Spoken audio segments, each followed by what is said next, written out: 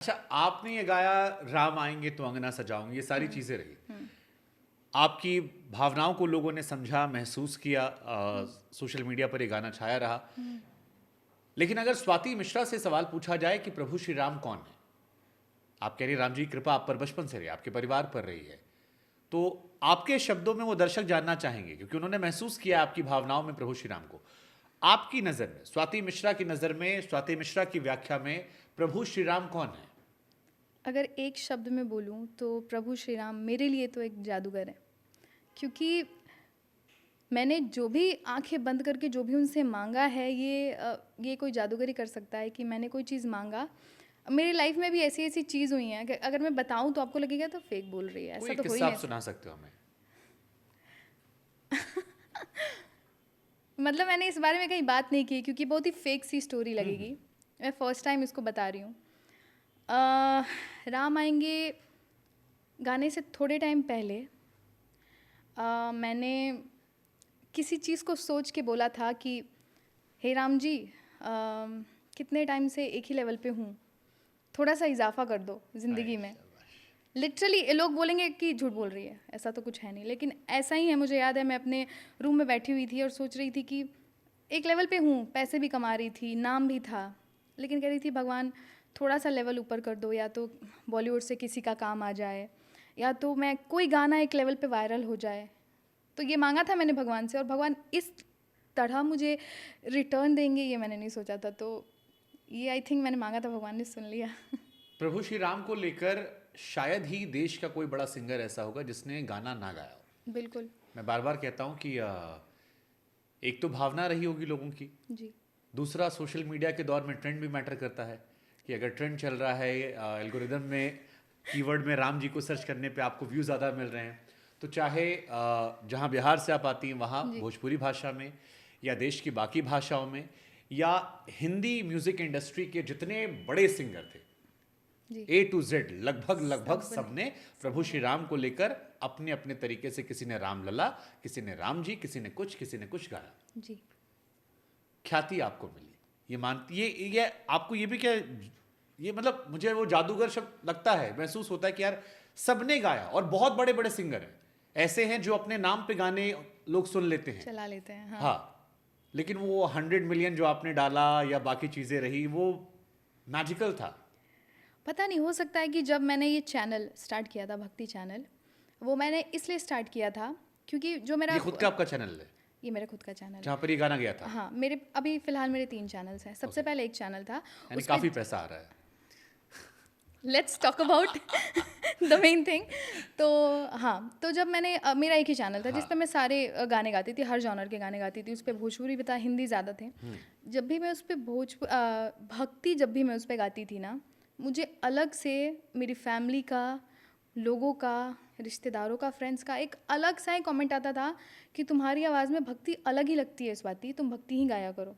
मैंने कहा हिंदी बॉलीवुड सॉन्ग्स मेरा प्यार है, मैं उसको नहीं छोड़ सकती। भोजपुरी मेरी, मतलब जहाँ पे मैं हूँ वहाँ की भाषा है, उसको भी नहीं छोड़ सकती। तो भक्ति के लिए स्पेशल क्या करूँ? तो मैंने सोचा चलो आप सबके लिए एक अलग चैनल खोल रही हूँ। वो चैनल खोलने से पहले मैंने एक लंबा चौड़ा लिखा भी था कि आप सबके कहने पे खोल रही हूँ ये वो।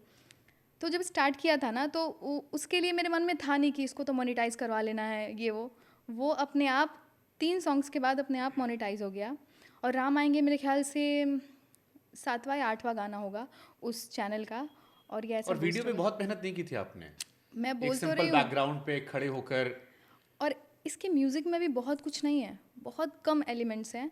तो जब ये गाना हमने सोचा था करने के लिए, मैंने प्रेम भूषण जी की वीडियो देखी, और जब मैंने सुना तो मुझे इतना अच्छा लगा ये, मैंने कहा इसको तो गाना पड़ेगा। तो फिर मैंने मोहित को भेजा, जो मेरा गाना बनाते हैं, उनको भेजा। मैंने कहा कि मोहित इसको ना बहुत सूदिंग सा रखना, क्योंकि वो जो गा रहे थे वो इंडियन टच में था। तो मैंने कहा कि इसको ऐसा करते हैं कि इसको यूथ भी सुने। तो उसने बोला ठीक है चलो ट्राई करते हैं। तो उसने मुझे जब इसकी म्यूज़िक सुनाई तो मैंने कहा वाह, यही बात है, यही चाहिए था। उसमें बिल्कुल आप सुनोगे जो ट्रेडिशनल ट्यून्स होते हैं ना भजन के, वो नहीं है। तो उसको हमने जब रिकॉर्ड, और अच्छा जब मैं इसको रिकॉर्ड करने गई तो मेरी तबीयत ख़राब थी। तो फिर मोहित ने बोला कि एक काम कर, उस दिन मैं बहुत थोड़ी इमोशनल थी, ये गाना पता नहीं क्यों लेकिन इमोशनल थी, तो उसने मुझसे बोला कि देख आज जो तेरे इमोशंस हैं वो नहीं आएंगे, तबीयत खराब ही सही लेकिन तू इसको गा, सॉफ्ट वॉइस में गा लेकिन गा।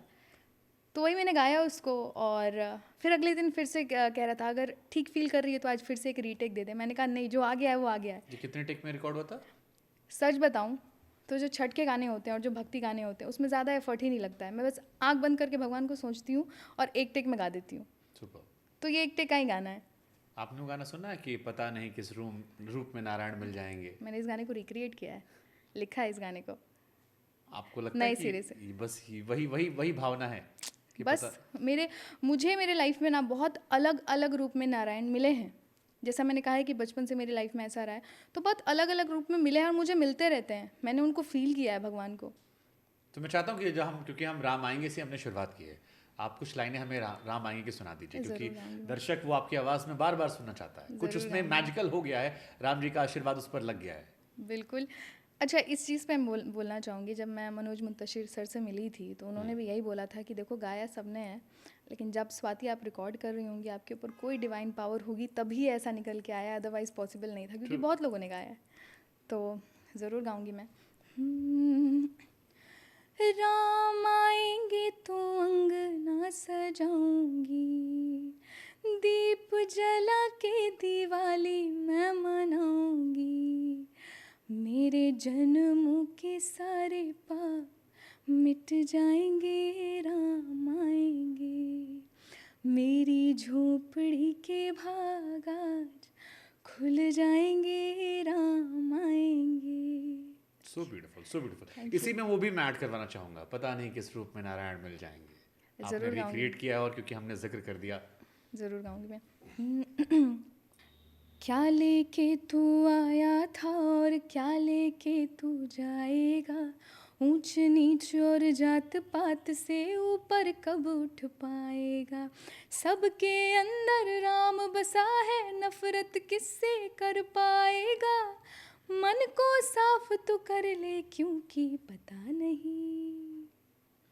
पता नहीं किस रूप में आके नारायण मिल जाएगा, निर्मल मन के दर्पण में वह राम के दर्शन पाएगा। सही कहते हैं वो लोग जो कहते हैं आपसे कि आप भजन गायक ही ज़्यादा। Oh thank you.